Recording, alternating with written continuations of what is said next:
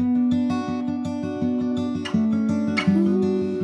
everyone, welcome once again to the 24-bit podcast, and today we are doing this recording right after the Samsung Unpacked event. That was the launch of the new Galaxy S23 series. That is Samsung's flagship smartphone series for the year 2023.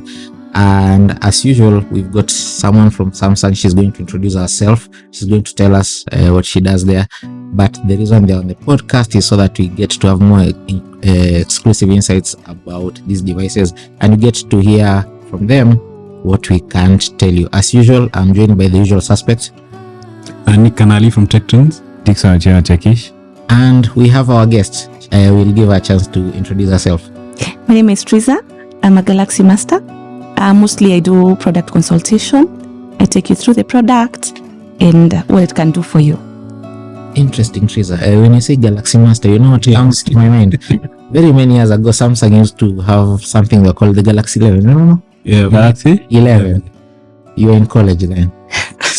So when somebody says they're the Galaxy Master, I think of like the person who coaches that Galaxy 11 team. It ended. It was a promotion they were running all with. Yeah, football centered and the like. So first round of questions for the three of you. The Galaxy S23 series. What do you like? We were at the launch last night, and we got to see everything there is. We've had the pricing, the options, everything. But what do you like about the series? If you can single out a specific device and a specific feature or whatever. Yeah. For me, I love the premium look or the premium design on all the three models. Looking at the devices, you've realized we have a different design on the camera. We are calling it the floating camera. It makes the device have a very premium look. It looks very outstanding. Even when you're just holding your phone amongst your peers, everyone wants to know which phone is that. It's very cute and very outstanding. And that floating camera is on the Ultra, right? On the three models. All the three. This, since you can't see me, I'm holding the S23 standard model. So even this is considered floating. Yes, it's considered a floating camera. Okay. Yes. Dickson? For me, it's the sort of, how do you call it? Bringing together of the design. Last year's S22 and S22 Ultras looked different. So the S22 looked like the S23 Ultra. The S22 Ultra looked like the S23 Ultra. But the base models and the Plus model had a sort of a chin on this end. So there was this sort of design. If you can Google S22 Ultra, you can see what I'm talking about. S22 series, you can see what I'm talking about. So this year, they decided to make the cameras sort of similar. So they just pop up what she's calling floating cameras. Yes. So that homogeneity in design makes you know that that's an S23, this is an S23. You don't feel like they're very different devices. Yeah. You like the boxy design of the Ultra? Of the Ultra, yes. It's the Note, and it's still here. So even yesterday during the presentation, remember there was a scene where the pen literally wiped away the word Note and wrote S23 Ultra. So yeah. So long they live the Note. interesting. Other than just the design that all of you are talking about, I think I love the fact that Samsung is giving us one of the best policy, one of the best update policies around. Samsung talked about 5 years of updates. 5 years of security patches and 5 years of security patches, 4 years of major OS updates. Yeah. So I think that's quite impressive from Samsung. Yes, it is. Why is none of you noticing that we are not getting 45 watt fast charging as standard on the S23 Plus and the Ultra? Because on the standard model we are still at 25. Yes. Yeah. I guess because that I know we are spoiled. We have up to 200. It's because I've used 180 watts. So that and anyone noticed that we haven't moved when it comes to fast wireless charging for like the last 3-4 years? We're still stuck at 10 watts, right? It's still 10 watts, not 15 watts. I thought it was 15 watts fast charging. I didn't see where they specified when you look at the spec sheet Samsung offers for the Ultra for the wireless fast charging, but they do clearly specify for the S23 and the S23 Plus. It's 10 watt fast charging, and we've been stuck there for a bit. The good news is whatever wireless charging plate you have will still work. The bad news is that's neither here nor there, right? I don't use wireless charging, so yeah, it's still not such a thing. But now that I've just decided to talk about the 45-watt charging, because for me it's a standard feature. Last year, I remember when we were discussing the S22, I picked out the stylus, the S Pen. It's still there on the Ultra, and there is nothing new to it, is there? Or did I miss a feature upgrade on the S Pen? funny. But there is the not sharing thing. You can, you can co-share when you're editing stuff on your device. You can also use the pen on Google, whereby you can just write and it can automatically they change it into handwriting, which was not there on the S22. So now they have recognition. What is it called? OCR or something, where it notices your handwriting and converts it to text. To text.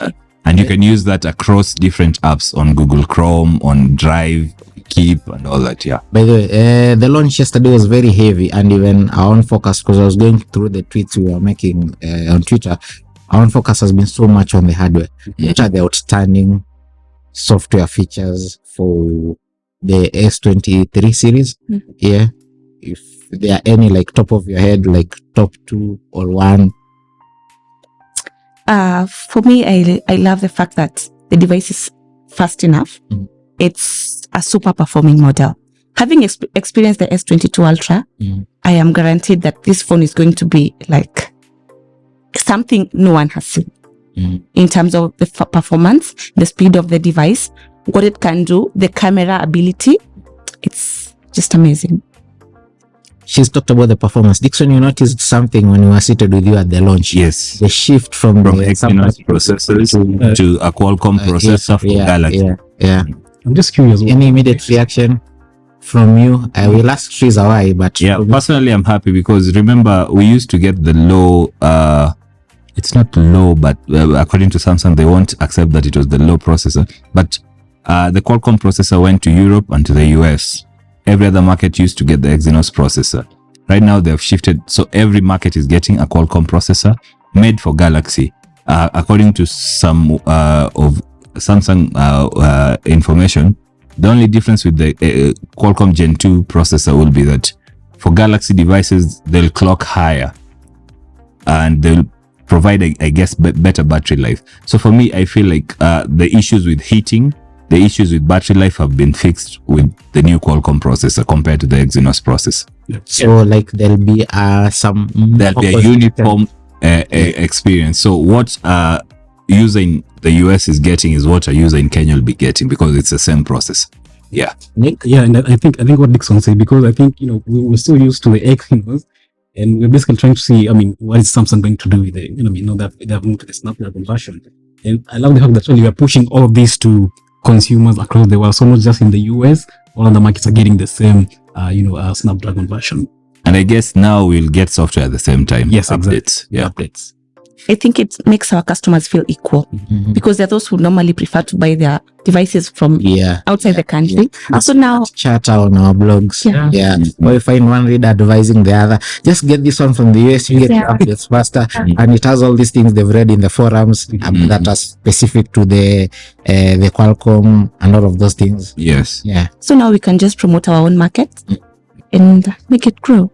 We don't have to go and shop from USA, Dubai and the likes. Now we've played around with the demo units, and I'm holding one, and Dickson has one, and Nick has one. We haven't seen the retail packaging of this device. Can you just confirm our fears? There are no chargers in the box, right? Yes, there are no chargers. Yes, but you're going to have a cable. Yeah, we'll have a cable. We have a manual. We'll have an ejection pin, just like the previous packaging that we had. Okay. This is because we are trying to be eco-conscious, I would say. Cool. We are trying to save the environment. That is why we're trying not to bombard our customers with so much things that they might not need, because you'd find maybe the customers who are going to purchase this device already have these chargers at home.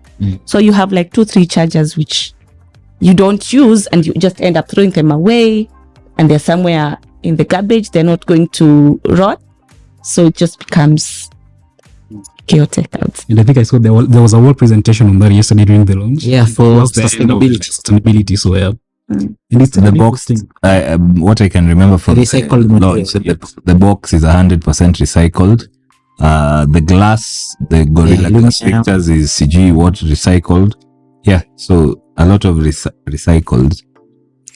Trizah, when you look at the S23, S23 Plus, S23 Ultra, who are they for?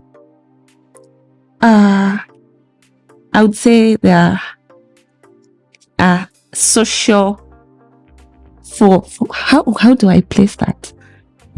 People who really want to explore social media platforms, people who are bloggers.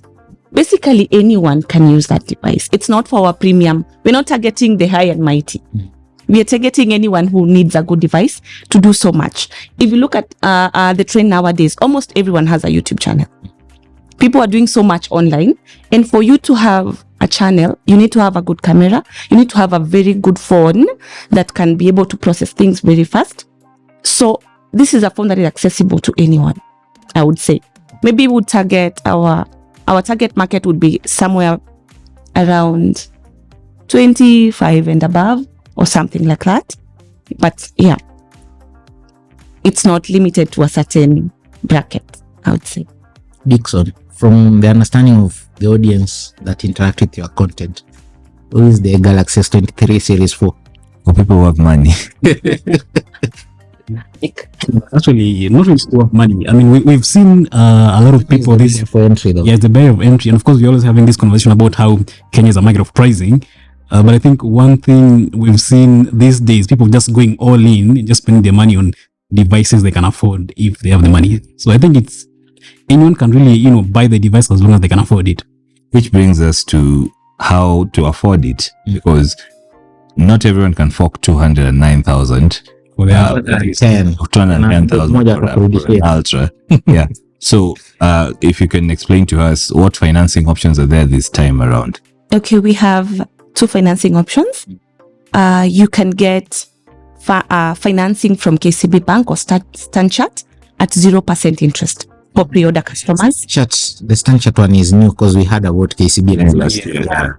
So the catch is at 0% interest because anyone can fund you, but how much more are you going to pay at the end of the day? And then we're going to have trade-in. Our customers are allowed to come and trade in all their devices.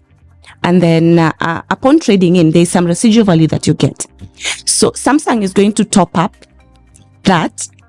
When you trade in for the Ultra, you're going to get $200 discount, I would say, or a top up on your residual value. And then for the Plus, you're going to get $150. And for the base or the S23, you're going to get $100.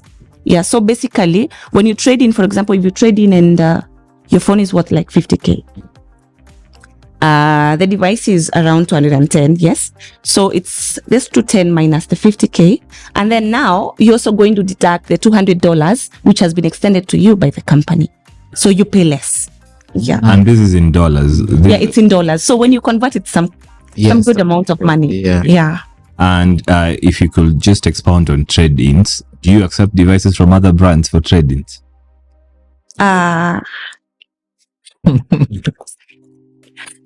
We mostly take trade-in our Samsung devices, but we're also trying to divert other customers. People are using iPhone, all those other brands, they can trade in to get our Samsung device. We don't have an issue with that because at the end of the day, it's a win-win for us.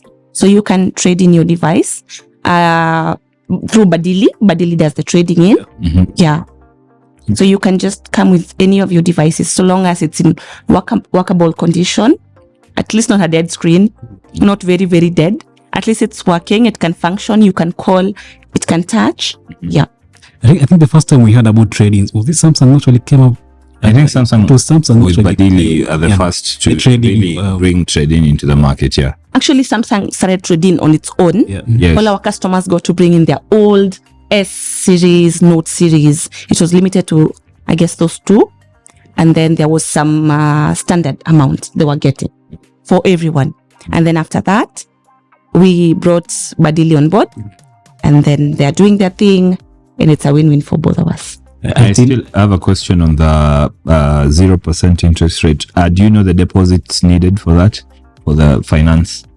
No. Sure. We need to confirm. Interesting. While still there, previously we used to have Samsung when they launch a Galaxy S series device. They'd also launch with lots of, they used to be called what, Galaxy gifts? Yeah. Lots of software offerings like for free to the user. We aren't seeing any of those. Like, it's nice, like the offers you just talked to us right now are nice. And before you came here for the recording, we weren't like aware of them because we were only told of a few last night at the launch, but now we know there are some rebates or whatever they're called. But now on the software side, what happened? There used to be, like, I remember getting free licenses for a bunch of apps back in it. Are they still there? It's just that you don't talk about it and people discover when they buy, or they are no longer there, or what happened? Currently, I'm not. I wouldn't promise on that. Yeah. Interesting. But they mentioned a few pre-order. Let me just read them. Yeah, they are Packages. pre-order goodies. So you'll get 10 gigs of data for 12 Every month months for every a year. month. But the catch is you need to be a Safaricom subscriber. Yeah. Mhm. And You then can there's a free trade- silicon case. There's a free silicon case for S23 and S23 Plus. Yeah. Customers who pre-order the S23 Ultra will be given, if they pre-order the 256 GB model, they'll be given the 512 GB device, which is 20,000 extra. So that's So basically, on that, it's like we are for our pre-order customers. They are pre-ordering the 512 GB for the price of 256. Yeah. okay. Yeah, so as simple as that. Yeah. Any other packages I've not mentioned? Also, Samsung Care Plus. That's our screen yeah. warranty, 1 year. which is normally for 1 year, which we need to register upon purchase.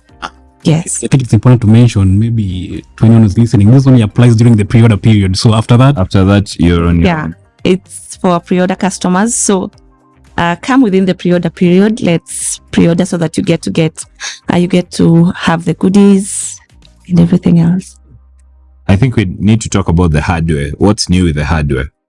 Can you tell us what stands out for you in terms of hardware and what's new, especially from the base model? Because I think the base model will sell more than Yeah. the Ultra. Yeah. I like calling the base model the phone for everyone. yeah, Because at its pricing, if you just must have a Samsung flagship, this is the one. I'm holding it. It has a 6.1-inch display. The Ultra is all the way up at 6.2, 6.8. and then the Plus is 6.6. So on a venue in a fit concono, like this is just perfect. Then does not have the protruding sharp edges of the Ultra, which I like. It has this nice little rounded corners. Like, yeah, it's just a nice phone. And then it's powerful inside because they all get the Snapdragon 8.2, Yes. all of them, no discrimination. Yeah. We Like, also have the phone nanometer chipset across board. yes, yeah. So the guys taking the S23 will not feel less privileged. It performs as good as just some extra things you get from the Ultra and the Plus in terms of screen size. Yeah, but it's an amazing device. And then now we have improved on the battery capacity. Yeah, this is 3900. Yeah, 3900 Yep, from yes. the previous was 37. So now we have a longer lasting battery. You don't have to worry about carrying your charger, your power bank here and there. It's a device that could last you a whole day. Still on hardware, from your material on the official Samsung website, the S23 Plus has better battery life in terms of video playback compared to the S23 Ultra. Is there a reason for that in any way? For me, I think it's because of the Ultra has a bigger screen. Okay. So a bigger screen consumes more power than a smaller screen. Okay. So I think it's all It's about just the screen size. Yeah. Dickson, can you talk about because I'm looking at the S23 standard that I have here, and if this is, obviously this is a pre-production model, but if this is what you will get when you walk into a Samsung store or wherever you buy your device, I'm realizing there's barely any bloat. Like the only addition here is there's Netflix and there's Spotify. Both are things I use. And some Microsoft apps. Yeah, and a bunch of Microsoft apps, which I all use. The bunch of Microsoft apps here are OneDrive, LinkedIn, Office, and Outlook. Of the four, the one that I don't actively use is Outlook, and I really don't mind about that. Like, such a clean experience. Like, you know how long it's taken us to get there? Probably I should be happy there are no more Galaxy gifts, because there used to be so many apps. Some of them I don't even need. True. Yeah, I very much like this experience. And I'm not seeing Bixby front and center. Yeah, Bixby ni kama anyway, I wanted to talk about hardware kidogo on cameras because the new camera, I need explanation on the new selfie camera. Why the shift from the 40 megapixel to a 12 megapixel on the selfie camera? What's new with the HDR capabilities? For the first time, I think in any smartphone, the front camera is recording 60 FPS instead of 30 FPS. So you can expand at least on that. Okay, something to note on the selfie camera of the three devices. We have the dual aperture, which now allows your selfie camera to be able to concentrate even on the tiniest of details. For example, when you're taking a photo of maybe your hand or you're doing something, you're able to see even the tiniest of pores on your hand. And then we have the nightography aspect. So you're able to take night photos, night videos, very detailed photos, but we would not limit nightography to at night. It's basically under low light condition. Wherever you are, it's going to work, and you don't really have to look for lighting and a lot of trying to focus and everything. So the selfie camera has been improved in a way that it's equally good to most people just want to use the back camera because they believe this is much superior, it's much better. But now you can also take some really nice shots, including portrait shots.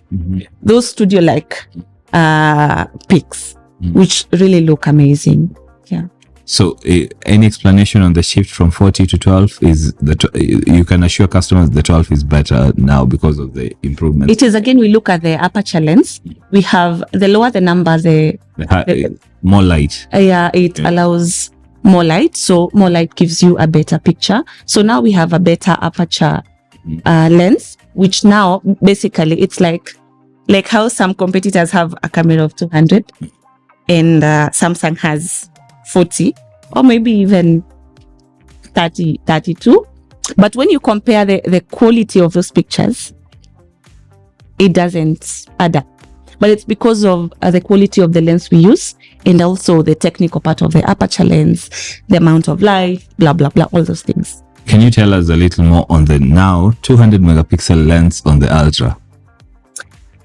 Okay, I find the camera quite amazing. I was comparing the S23 Ultra and the S22 Ultra, and the change is outstanding. Like you can see, the camera is so nice, and then we have up to 16 times resolution. So you're able to, even when you're zooming, you don't get to lose the quality of your picture. You can zoom up to 100 times. For example, when we're in this office, we like to play along with that Safaricom thing over there. You just zoom it from when you're sitting here, and you're able to see even the color of the iron sheets over there without losing the quality or the color or the content of your object. Yeah. We actually tried the zoom yesterday. It was actually quite impressive. That I agree. You saw that? Tried yesterday, and it doesn't have a lot of shaking and blurring, and you don't really have to struggle to focus on something because we have the lock, which now allows you to, like, it focuses on that thing that you're trying to get to. The subject, yeah. If somebody is listening to this and they just wanted to start a cooking show and they can run on TikTok live, if they get a tripod and just got the Ultra, are they good to go? Yes. Yes, very good to go. Honestly, this device could work as a professional camera. So you don't have to carry your camera and your device at the same time. It's tiresome. Just get yourself the S23 Series, either of them, and get a tripod stand, and you're gonna fix it and you can do everything else. You saw on when we were unpacking, there are some things that they were shooting at night, and it was quite good, right? Little on security and privacy with the upgraded Knox. Anything on that to unpack to our listeners? Knox gives us that privacy we need on our device. It's very hard for you to have a bug without your device noticing that because of the Knox. And then every now and then we have an upgrade on the security, on our security. So basically your phone is very safe. All your contents are safe. We also have something we call private share, which allows you to share your private stuff with someone else. And the other person cannot be able to screenshot or share to anyone else. So it's limited to them. Whatever you are sharing could be your very, very crucial documents or other stuff. Yeah, so I would say in terms of security, we are very, very good. And we also have something we call Find My Mobile, which also allows you to secure your device in case it's gotten lost or someone has done stuff to it. So even for those people who normally forget their passwords, we have customers who come in and they're asking you, what was my password? What happened? Maybe after you help them set up the device and everything. With the Find My Mobile security feature, you're able to lock and unlock your device. At some point, you could lose your device, but what really hurts is what was on that device, your content. Maybe you don't want anyone to access the information. So you can be able to wipe the device, you can be able to back up, you can be able to retrieve, you can be able to lock and unlock. So basically, even if you don't get the phone back, it's useless to whoever has it. Okay. Something I really enjoyed from yesterday's Unpack was something I've talked about on a different podcast, how interconnected the ecosystem of, say, Apple is. And I'm seeing that come to Samsung. You had on stage Qualcomm and Google as partners. You've for the longest time had Microsoft as partners. That's why there's the link to Windows built into Samsung phones. So can you tell us how the new connected ecosystem that Samsung is building is going to be? Will it only cover the new S series, or is it going to be across your devices? I saw that you can now link your tablet to your laptop. A little more on that, if you could tell us on that.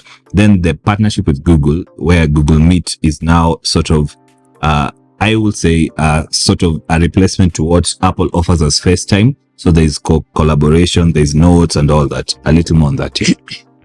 On the ecosystem, most of our devices are able to connect to your other devices. Could be your laptop, could be your TV, could be your buds, your wearables. We're able to do that. Could be your tablet. Now, when you can be able to even text on other devices. That now narrows down to what you're asking about the tablet. You can be able to even drag and drop from your device. I saw you can even move your cursor from your laptop to your phone and all that. Yes, and also we have something we call Samsung Dex, which allows you to be able to connect with your small world seamlessly. So basically, looking at where our technology is heading, we can have a smart home, whereby you have a smart TV connected to your device, you have your washing machine, you have your dishwasher, whereby you can be able to control everything from your device via smart things. So I think we are headed there. So is this limited to the S series, or this is coming to all Galaxy devices? It's coming to all Galaxy devices. Okay, I think my questions on that are...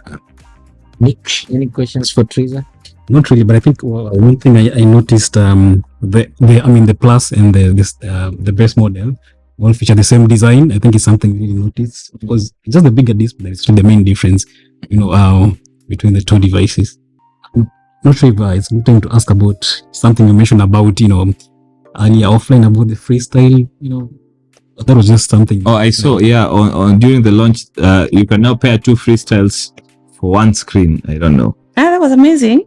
But freestyle is a good one. Yeah, especially for people who love hiking and going for picnics and camping. You just get that small gadget and you're good to go.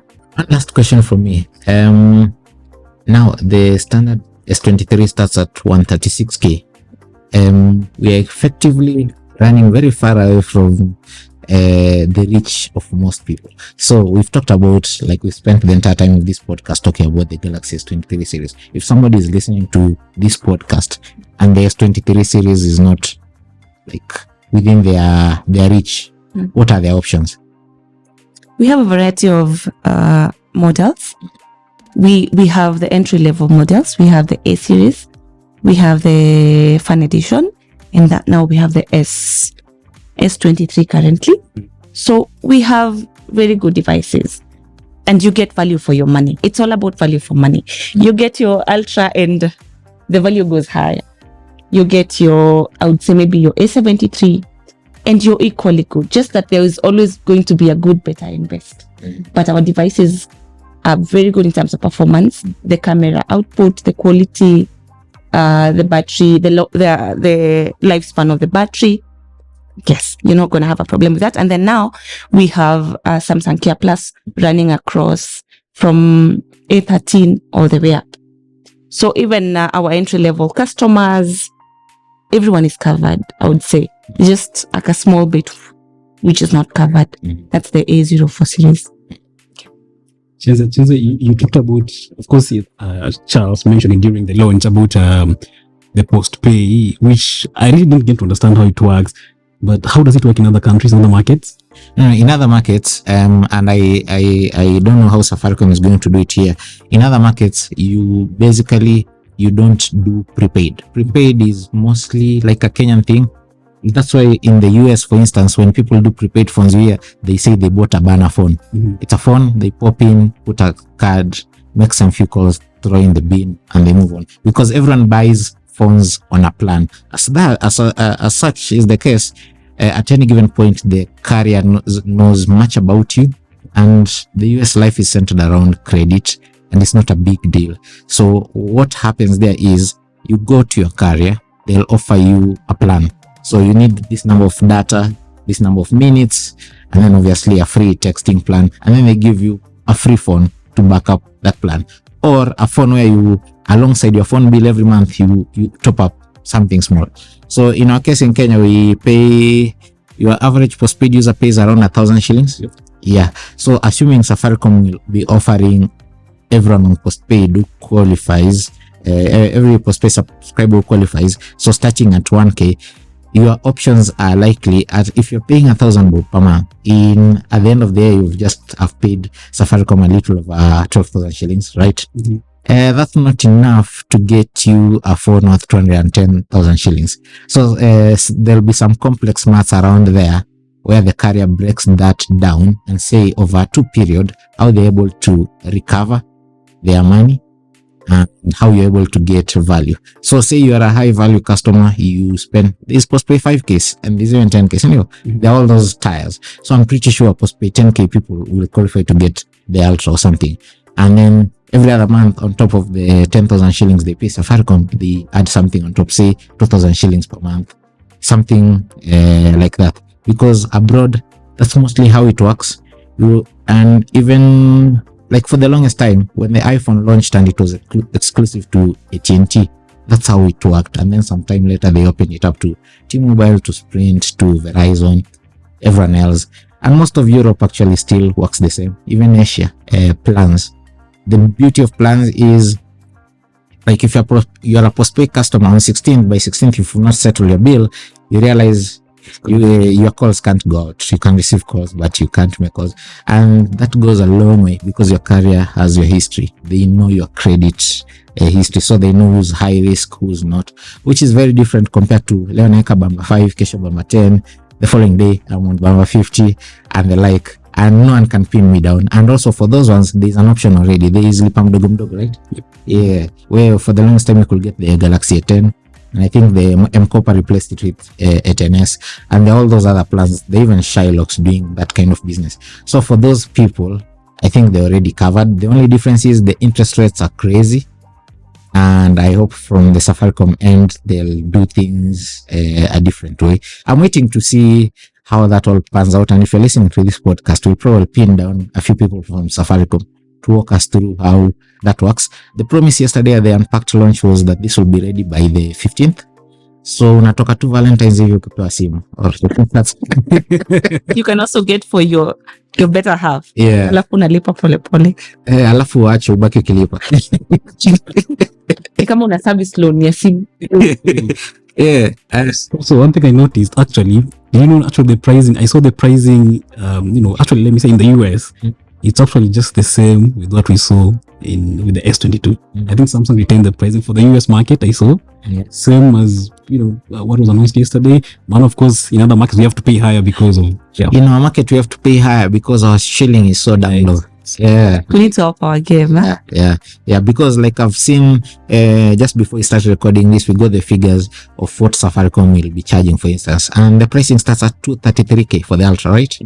Yeah, which is quite high. But then when you see how off the figures are not rounded off, and you can see where the shilling and the dollar exchange rate comes in, because I remember pre-launch we had run one of our articles saying Samsung is likely to offer this device at the same rates as the S22. So that has remained constant. But if you are to go back and read the articles we did at the launch of the S22, the prices are not the same. That's the foreign exchange rate. But it's also because of the tax. We've something has been added on top.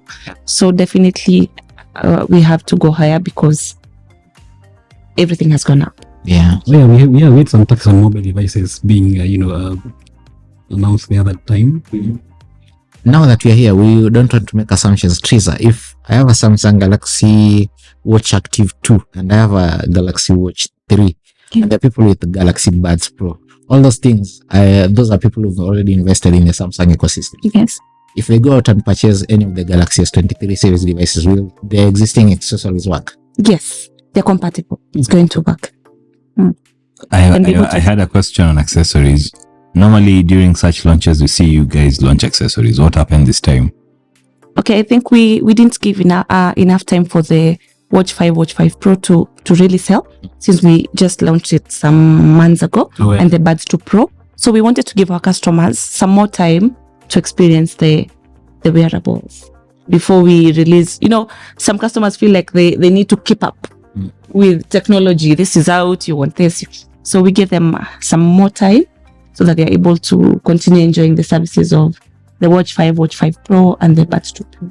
If I walked into a Samsung branded shop right now and say I traded in my iPhone 13 for a Galaxy S23, how seamless is the transition for iPhone users from their Apple ecosystem to Samsung, a Samsung phone and the Samsung ecosystem? Something I believe is that Samsung is very user friendly. It's not complicated at all. And in any case, it gives you guidelines on how you're supposed to do this and that. So it's going to be very seamless because our people on the ground are able to even transfer data for you. They're going to transfer everything you have on your iPhone to your Samsung, and now you can wipe out your device, but you're not going to lose data and stuff and everything. But this phone is the easiest. Samsung is the easiest phone to use. It's very user friendly, and also with good security, as good as. Maybe we don't talk much about our security, but it's equally good.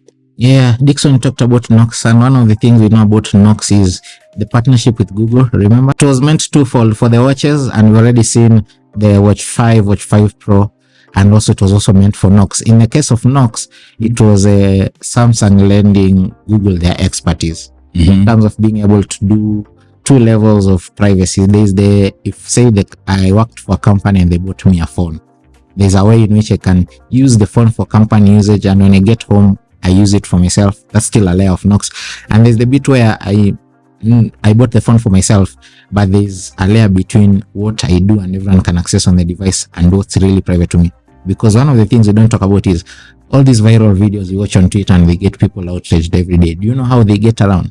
I took pictures of private moments and I shared with you, and somehow we shared with the world. Or somewhere along the chain. But what Trizah said is with privacy share, right? That's what it's called. Share. Yeah, I can share with you and make sure you don't share. You can share with anyone else. Yeah. For me, that's super important because we have constantly viral videos. You say, why are we seeing this? Okay, this has elicited this reaction, but ingebaki huko kwa drafts. Mtu anangoja mkosane anakuanika. Yeah. Yeah, so you're safe. Yeah, and that's still at its most basic level, that's still Knox. So what I remember that stood out for me with the new security and privacy is, I guess it's Knox, but if you take your phone for service, you can lock it so that all your those guys still have access. The kind of access they need. They have all the access. Maintenance mode is now on the phone. So you just put it to maintenance mode, give the phone. It can be used, it can do everything, but your data is safe. Then unlock it when you get back your phone. Nice. I've really enjoyed the collaboration between Samsung and Google, such that the S Pen now has more work for it. I've enjoyed the collaboration with Samsung and Google for the Wear OS that brought all of Samsung's existing watch features into the Wear OS, which Wear OS felt like it was quite dated, but now more people are jumping onto Wear OS. And I'm looking forward to what's coming in this sort of connected ecosystem between Samsung, Google, Microsoft, and now Qualcomm. Yeah. Last round of question for you, Dickson and Nick. What's the one thing you wanted to see in the Galaxy S23 series that you didn't see? Honestly, I had no expectations, so I'm not disappointed. Nick? Me too. Okay, niko na maoni kidogo, but honestly, just as Nixon said, I was not expecting. Okay, I've always been a fan of the Note series, and of course, like the S is basically just the Note, but it's just a different name, yeah. So I was really expecting, of course, some just improvements, on the hardware, and of course, with the camera being the most talked feature in the 200 megapixels, and actually, I saw Samsung really pushing the night photography. Yeah. So I mean, those are kind of things I was really expecting, to see from Samsung, and yeah, they came to pass. So it's nice. Thank you all. You guys were not disappointed. Yeah. We don't disappoint. but one thing I think, honestly, I think I'll still be good with the S22, but of course, the S23 still are more attractive. Why don't you like the notes? Sorry? The note thing. Sorry? Why don't you like the note aspect, the notes, the S Pen, the blah blah? No, I do actually do. I do, yeah. I actually do. But I'm just saying, like, I'll still be okay with the S22, but of course, the S23 it's an attractive proposition for me. Yeah. Interesting. I think we'll stop this there. If you've been listening, this is our continued rolling coverage of the Samsung Galaxy S23 series. We'll end it when we have proper hands-on with the devices and share more. For now, if you've been listening, you can share any questions you have that we may not have captured in this podcast that we can address in future content that comes your way. Thank you for listening. I've been Chenze Emmanuel and with Kenya.com. Dickson Otieno, techish.com. Nick Kanali from Trizah. I actually have some maybe unboxing videos coming up in a couple of weeks, so look out for that as well. And our Trizah Kiragu, guest, Galaxy Master. Thank you. All right.